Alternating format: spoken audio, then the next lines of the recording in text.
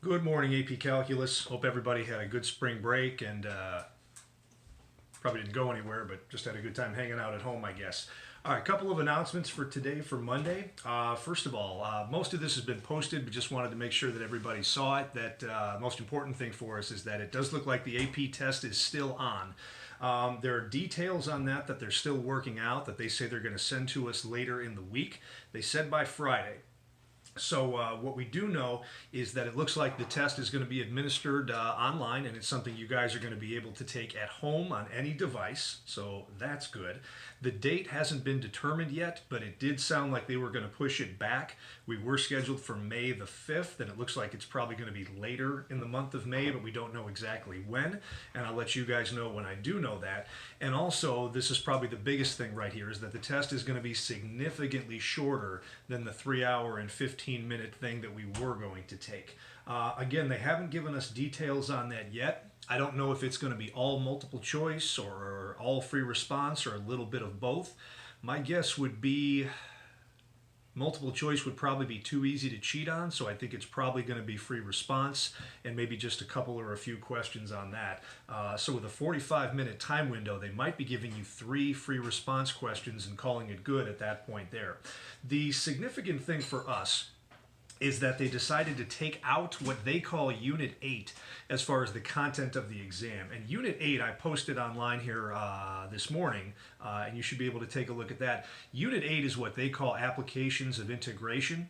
It's what we did at the very end of Chapter 5 and then pretty much all of Chapter 6. So the things that are not going to be on the AP test now would be average value of a function, particle motion, where we use a definite integral of a velocity function to get displacement or total distance traveled, something like that. Accumulation problems, which are a lot of the input-output problems that we've been working on already, those are not going to be on there. Area between two curves, and then volume problems, both with cross sections and then volume of solids of revolution. Those are not going to be on there either. A lot of schools hadn't covered that material yet, which is why they decided to take that out. We busted it and got all that done. So that's bonus material. There you go.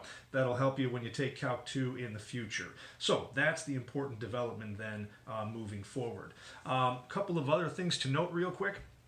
I've decided that at this point we are not going to take a test or a quest or a quiz on Chapter 7 and Chapter 9. So we're just going to deal with the homework on that and call that good at that point. And then as far as what we have going on this week, I'm not going to assign anything additional here other than what you guys have already had.